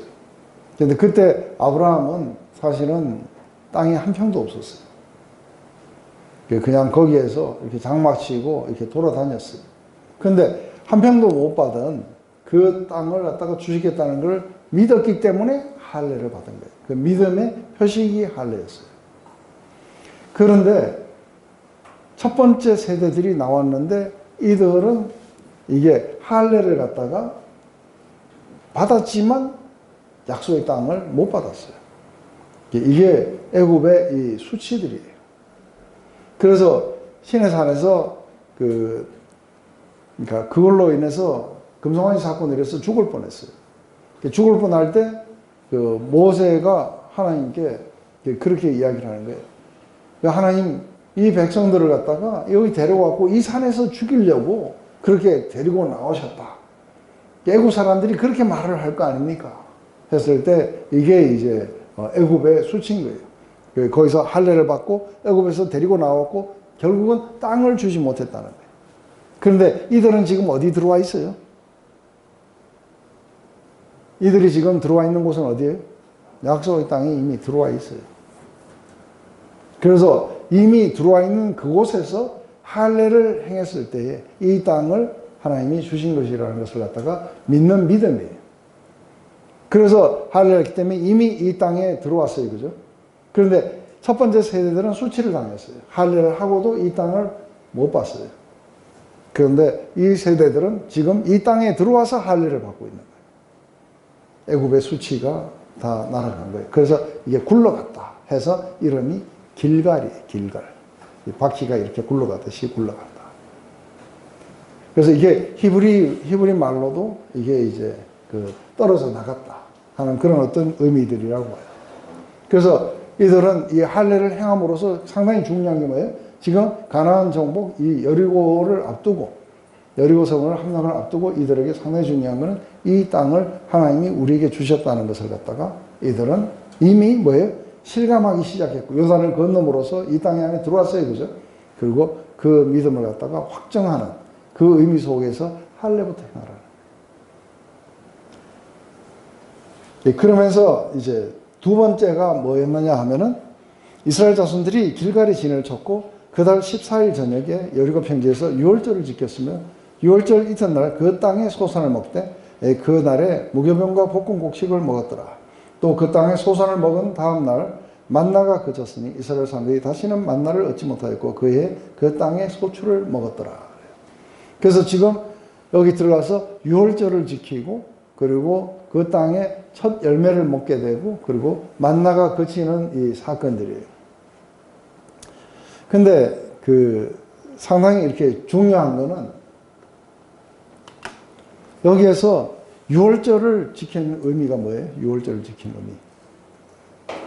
이들은 여기에서 유월절을 지켰을 때 이 유월절은 또 기원이 어떻게 되는 거예요? 유월절은 사실은 10가지 재앙의 마지막 10번째 재앙이 일어나기 전에 주시는 거예요. 그래서 지금부터는 하나님의 이 파괴하는 하나님의 사자가 와서 죽음의 사자가 와서 마구 죽일 거라는 거예요. 그런데 문설주의 피를 갖다가 이렇게 바르고 이런 그 집은 그게 구원이 오게 되고 그리고 나머지 세상은 어떻게 돼요? 이게 아주 굉장한 죽음이 이게 일어나게 될 거라는 거예요. 근데 여기에서 유월절을 지킨다는 의미가 뭐예요? 지금 이제 이 유월절을 지키면은 이스라엘에게는 승리를 주시고 그리고 이 땅에 있는 거민들에게는 대대적인 죽음이 일어나게 될 거라는 걸 갖다가 예고해 주는 거예요. 이게 이제 유월절의 참된 의미예요. 그래서 우리가 구원을 받을 때 우리는 구원을 받지만 온 세상은 하나님의 심판 가운데 놓이게 돼요. 이게 아주 극명하게 나타나게 되는 것. 이게 10번째 재앙에서 나타났던 거죠. 이제 이 할례를 행하고 그리고 여기에서 유월절을 지킴으로 말미암아 이제 대대적인 어떤 파괴가 이 땅 거민에게 일어나고 승리가 보장되는 거예요.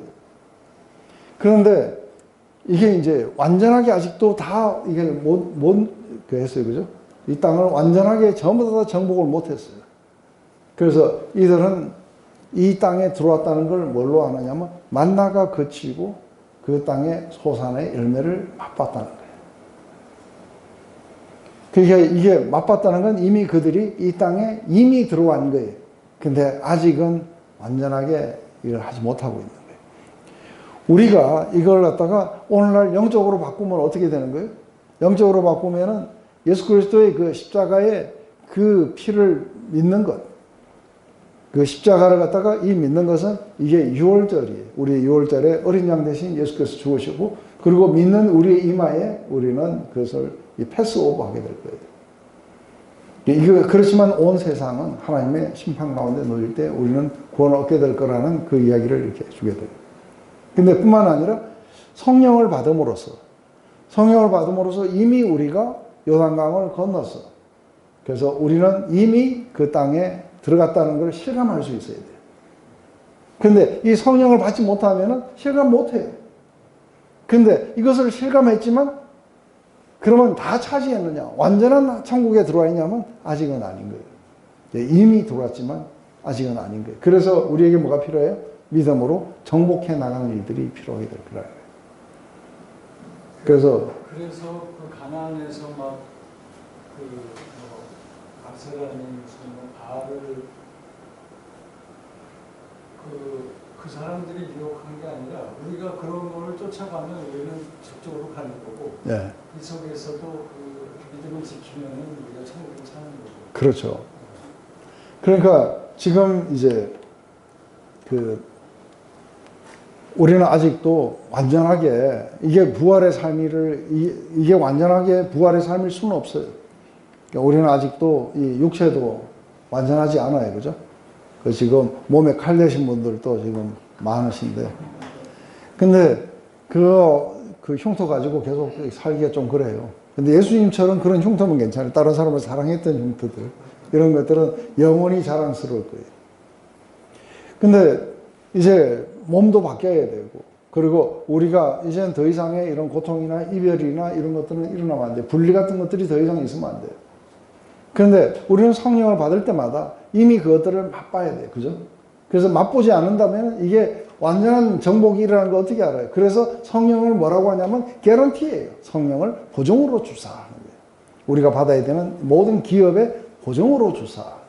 이 첫 열매를 맛봤다는 건 뭐예요? 이 땅에 정복이 보증되고 있는 거예요. 그래서 개런티로 왔는데 이것은 나중에 우리가 첫 열매 초실절, 이거는 오순절이고 성령을 받은 걸로 그렇게 이해가 되고 있어요. 그러면서 만나는 우리가 이제 광야에서 우리가 하나님이 우리를 그렇게 살리기 위해서 주셨던 것이겠죠. 그래서 우리 길갈이란 건 먼저 하나님께서 이렇게 요단을 말리시고 백성을 건너셨다는 것, 또 이스라엘이 이런 어떤 의식들, 할례와 또 유월절 이런 것들을 하면서 이들은 믿음에 순종을 했었어요. 그래서 사실은 이게 유월절을 언제 지켰느냐면 시내산에서 한번 지키고 40년 후에 여기서 처음 지켜요.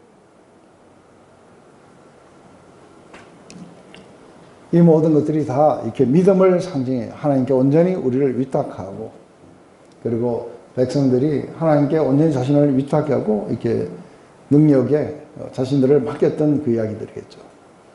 그래서 그러면 6월절을 지키는 게 이스라엘에서는 계속 지켰잖아요. 아니요. 예, 나중에 어쨌든 뭐 이 6월절은요 이렇게 들어가 가지고 이따가 사사시대 때 지키고 한번 지키고, 그러고는 요시야 왕 때까지 못 지켜요.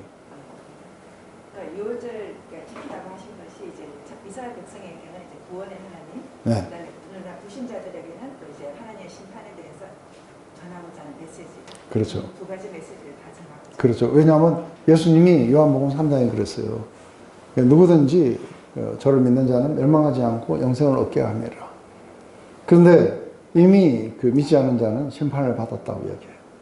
왜냐하면 저가 진리의 말씀을 믿지 않았기 때문에 심판을 스스로 자초했다고. 그래서 이게 우리의 구원의 이야기, 처음에 먹으면 되게 달콤하다 그래요. 이 책은 구원의 이야기예요. 은혜의 이야기고. 그런데 속에 점점 쓴 건 뭐예요? 이게 이제 가족들이 구원을 받지 못하고 온 세상은 파괴 가운데 있을 거라는 거예요. 그래서 이거를 갖다가 이게 이제 예언자적 비전이에요. 그렇다면 우리의 마음이 급해지는 거예요. 그 인자야 1260일. 그러니까 우리가 모든 역사가 끝날 때까지 바로 이 복음은 전파되어야 되는 것이다. 근데 이 예언자적 비전을 가지고 나아가는 자들에게 고난이 있을 거라는 거예요. 네, 그렇지만 이 고난을 통해서 하나님은 일을 하신다는 거예요. 이게 이제 예언자적 비전을 가져야 된다고 하는 거죠. 또 그런 의미도 있지 않을까요? 6월절이 이제 양이 죽고 그게 또 예수님이 죽는 건데 우리도 그 길을 가기 위해서는 자기가 부인이 되면서 죽어야 된다는 네, 그것도 있지만 또 이제 굉장히 중요한 이유 중에 하나는 이제 그리스도가 우리가 그 사람들의 죄 때문에 죽어가는 것을 통해 가지고 그리스도의 그 사랑이 리얼하게 이렇게 전달된다는 거죠. 그래서 십자가의 전달자들, 그는 십자가를 지고 전달을 해야 된다는 거예요. 십자가의 전달자들이 벤틀리를 타고 전달하면 안 된다 이 말이에요. 그러면 십자가가 안전해지는 거예요.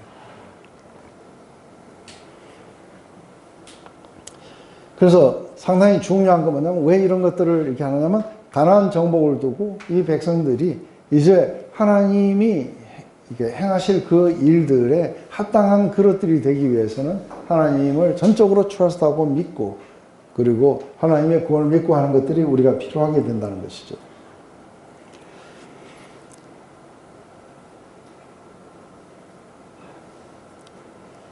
이제 오늘 이 이야기가 왜 여기 들어갔는지 궁금하실 거예요. 그 여호수아가 여리고 가까이 이르렀을 때 눈을 들어본 적 한 사람이 칼을 빼어 손에 들고 마주 서 있는지라. 여호수아가 나아가서 그에게 묻되 너는 우리를 위하느냐 적들을 위하느냐 하니 그가 이르되 아니라 나는 여호와의 군대 대장으로 지금 왔느니라 하는지라. 여호수아가 얼굴을 땅에 대고 엎드려 절하고 그에게 이르되 내 주여 종에게 무슨 말씀을 하시려니까. 여호와의 군대 장관이 여호수아에게 이르되 내 발에서 신을 벗으라. 내가 선 곳은 거룩하니라 하니 여호수아가 그대로 행하니라. 참 요게 굳이 여기에서 필요했는가 했는데 이게 이제 훗날에 있는 리더들에게 굉장히 중요한 이야기가 돼요. 이거 뭐냐면 여호수아가 여리고에 가까이 이르렀을 때 그래요. 근데 지금 사람들은 길갈에다가 진을 치고 있어요. 근데 여리고에 그 여호수아는 여리고에 왜 가까이 갔을까 하는 거예요. 지금 여리고에 여호수아가 가까이 간 것은 전략을 구상하기 위해서일 거라고 봐요. 맞아요? 가까이 가서 여리고를 어느 쪽으로 가서 쳐야 되는지, 뭘 해야 되는지, 막 그런 어떤 생각을 하기 위해서 여리고 길갈에서 나와갖고, 여리고 가까이 갔는 거예요. 근데 그때 갑자기 문득 생각 속에 있다가 눈을 뜨니까 그 앞에 칼을 든 어떤 사람이 있는 거예요. 너희는 여리고 사람 편이냐, 내 편이냐 하니까 여기서 아니다 하는 건 뭐냐면 영어로는 neither예요. neither.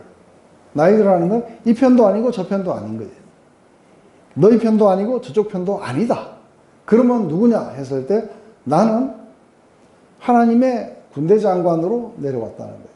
그래서 군대 장관으로 내려와서 뭘 하러 내려왔냐? 여호수아 너를 굴복시키러 왔다는 거예요. 그러니까 하나님의 군대 장관이라니까 갑자기 엎드려요. 그죠? 뭐라고? 내 주여 무슨 말씀을 하시랍니까? 했더니 신을 벗으라는 거예요. 신을 벗는다는 건 무슨 의미예요? 모세에게도 이야기했어요. 지금 이 일을 하는데 네가 지금 작전을 구상하고 이런 것들은 합당하지 않다는 거예요. 지금부터 해야 되는 건 뭐예요? 종의 자세를 취해야 돼요. 위에서 주인이 이렇게 하라면 이렇게 하고 저렇게 하면 저렇게 해야 되는데 그런데 네가 지금 그걸 구상한다든지 이런 건 맞지 않다는 거예요. 그래서 그 앞에 칼로 막아 서가지고 지금 여호수아를 굴복시키러 오신 거예요. 와서 신을 벗고 하나님께 굴복되라. 그러면서 네가 선 곳은 거룩하다. 왜요? 지금부터는 하나님이 일하시는 영역 속에 네가 들어와 있다는 것을 네가 확실하게 이해해야 된다는 거예요. 그래서 여호수아가 그대로 신만 벗고 마음은 굴복 안 하면 안 되죠. 그죠? 그대로 했다는, 신을 벗었다는 것은 종의 형태를 취했다는 거예요. 그래서 내가 종이 되겠습니다. 이게 이제 굉장히 중요한 게 이제 우리가 다음 시간에 6장을 하게 될 때 중요한 게 뭐냐면 이상한 작전 지시가 내려와요.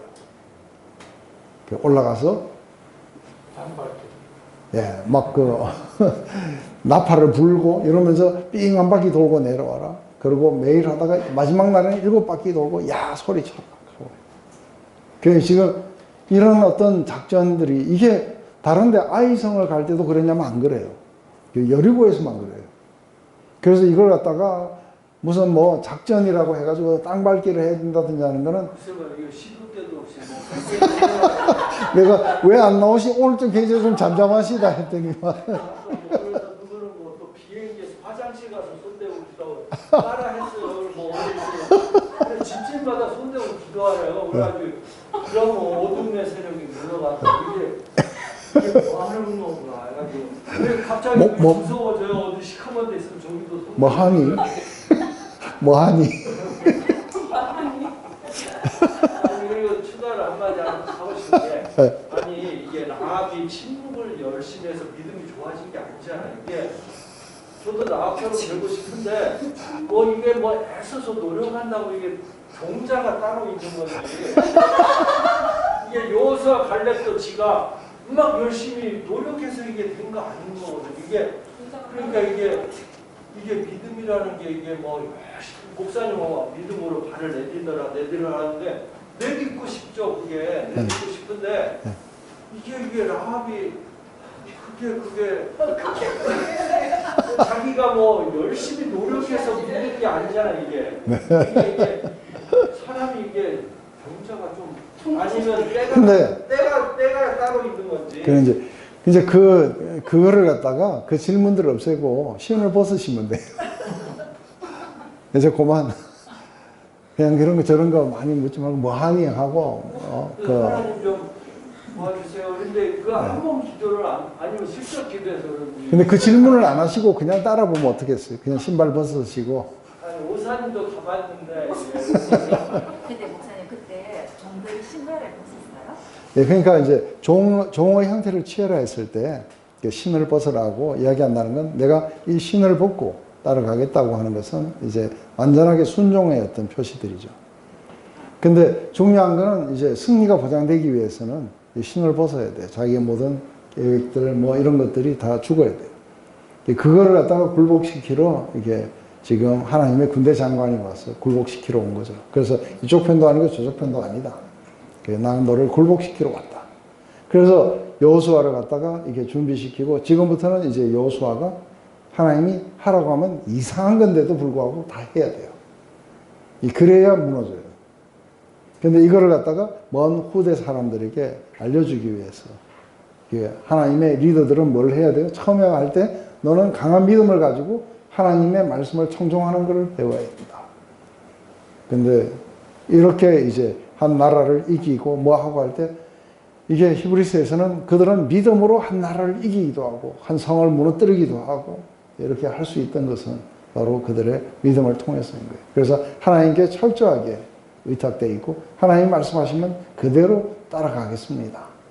하나님 이 마음의 자세를 가지고 이게 이제 전쟁에 임해야 된다 하는 것들을 이렇게 이야기할 필요가 있겠죠, 그죠?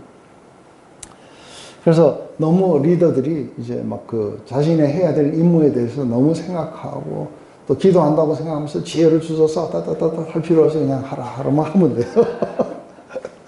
그래서 뭐 왜 이런 걸 하니? 우리 뭐 하나? 이러는 거 이제 하지 마시고 하라 그러면 그냥 하시고. 몇십 년 동안 하라는 대로 했다니까요. 계속 이상하게 됐어요. 네. 이상한 것만 하셨어요. 우리가 전쟁은 하나님께 속했다고 여겨요. 그래서 여호수아는 아마 이 전쟁을 자신이 치러야 되는 전쟁으로 착각했을지도 몰라요. 그래서 우리 출애굽기 우리 14장에 이렇게 보면 여호와께서 너희를 위하여 싸우시리니 너희는 가만히 있을지어다. 이게 지금 홍해 앞에서 모든 것들이 가로막혔을 때 했는 거예요. 뿐만 아니라 아말렉과의 전투가 끝나고 나서 내가 앞으로 모든 아말렉과 내가 싸우겠다. 그래서 이 전쟁은 내게 속했다. 그 표시로 모세가 이제 손을 들었다가 내렸다가 이런 걸 했겠죠. 그죠? 이게 이제 하나님인 거예요. 근데 모든 전쟁이 하나님께 속했다면 우리는 그 전쟁에 참여하는 우리는 어떻게 했냐면 신을 벗으라는 거죠. 그리고 복종의 의미예요. 그리고 하나님의 권위와 그분의 임재와 능력에 우리는 순종하겠습니다. 그래서 우리 베드로 전서에 이런 말이 나와요. 그러므로 하나님의 능하신 손 아래 겸손하라. 때가 되면 너희를 높이시리라.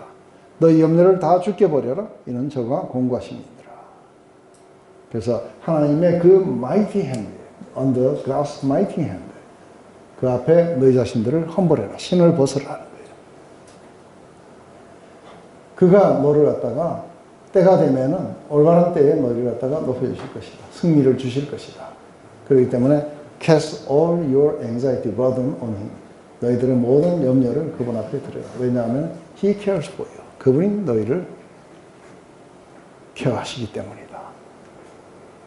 이게 이제 그 마치 우리가 신을 벗으라고 왔던 그 여호수아의 그 이야기하고 동일한 이야기들이에요. 그분의 마이티 핸드에 우리 자신들을 갖다가 humble 낮추고 그리고 하나님이 우리를 갖다가 이렇게 세워주실 때까지 우리는 기다리고 그리고 우리의 모든 염려를 그분 앞에 던져버리고 왜냐하면 그분이 우리를 케어하시고 우리에게 승리를 주시고 그래서 우리의 스토리는 뭐예요? 우리의 스토리는 하나님이 부르셨고 하나님이 우리를 정하셨고 하나님이 우리를 갖다가 구원하셨고 하나님이 우리에게 성령을 주시고 하나님이 우리에게 모든 것들을 뛰어넘어 갈 수 있는 승리를 우리에게 주시고 하나님이 우리를 사랑하셔서 하나님이 우리를 영원한 생명으로 이끌어 가실 것이다. 하나님이 행하셨다. 그 앞에 우리는 겸손하게 하나님이 우리를 케어하시고 하나님이 우리를 보호하시고 구원하실 것이니까 그분에게 우리의 모든 것들을 맡겨라. 네, 다른 거는 잘하시는데 이걸 안 하시는 것 같아요. 그래서 오늘 또 이렇게 계속 질문이 뭐하나 이런 질문을 하셨는데 근데 이제는 한번 그냥 확 믿고 한번 가보세요. 그러니까 다른 거 순종하지 마시고 하나님을 순종하시고 그렇게 한번 해보시게 되면 하나님의 역사를 그렇게 경험하게 될 수 있을 거라고 봅니다. 기도하고 마칠게요. 하나님 오늘 이렇게 아직 전쟁이 일어나지 않았습니다. 무려 5장에 걸쳐서 이 백성들의 마음을 준비시키시는 걸 봅니다. 그리고 실제로 전투가 일어났을 때 너무나도 심플하게 끝나는 걸 봅니다. 이렇게 아주 간단한 일이었는가. 하지만 우리의 마음을 준비시키는 것은 굉장히 오랜 시간이 걸렸던 걸 봅니다. 우리로 하여금 마음을 강하게 하고 담대하게 하고 하나님의 말씀을 청정하게 만들며 그리고 하나님의 역사를 갖다가 믿고 따르는 우리에게 하나님의 역사를 보여주시고 그리고 이 모든 것들이 실제로 먼 훗날 오는 그런 어떤 영적인 의미들도 우리에게 알려주시고 또 이 모든 것을 이렇게 후손들에게 증거도 하게 하시며 그리고 이 모든 것들을 이끌어야 되는 여호수아의 어깨에서 짐을 내려주시며 하나님께 순종하는 그 법들을 가르친 것을 봅니다. 하나님 이게 이렇게 긴 시간 동안 바로 한 성을 공략하기 위해서 이 땅을 점령하기 위해서 가장 중요한 것은 우리가 하나님께 얼마나 믿음으로 복종하는가 순종하는가 그리고 하나님을 어떻게 사랑하는가 그렇게 외쳤던 우리 모세의 그 이야기가 실제의 이들의 그 땅의 정복에서도 일어나는 것을 봅니다. 우리는 이미 맛봤고 이미 그 천국이 뭔지를 우리가 맛봤습니다. 하지만 우리에게 온전한 것이 오지 않고 있는 걸 봅니다. 이제는 우리가 믿음으로 싸워야 되는 싸움들이 우리 앞에 남아있는 것을 봅니다. 하나님 늘 우리가 돌아가서 예수 그리스도의 그 십자가의 사건으로 돌아가서 우리의 믿음을 강화시키고 그리고 하나님께서 그 강력한 파워로 우리를 구원하시고 우리를 인도하시며 우리를 견인해 가실 것에 대한 우리 믿음들을 드리기를 원합니다. 우리의 모든 염려를 던져버리고 우리가 주께 우리 자신들을 위탁해 드립니다. 그리고 우리에게 승리를 주시옵소서. 예수님의 이름으로 기도드립니다.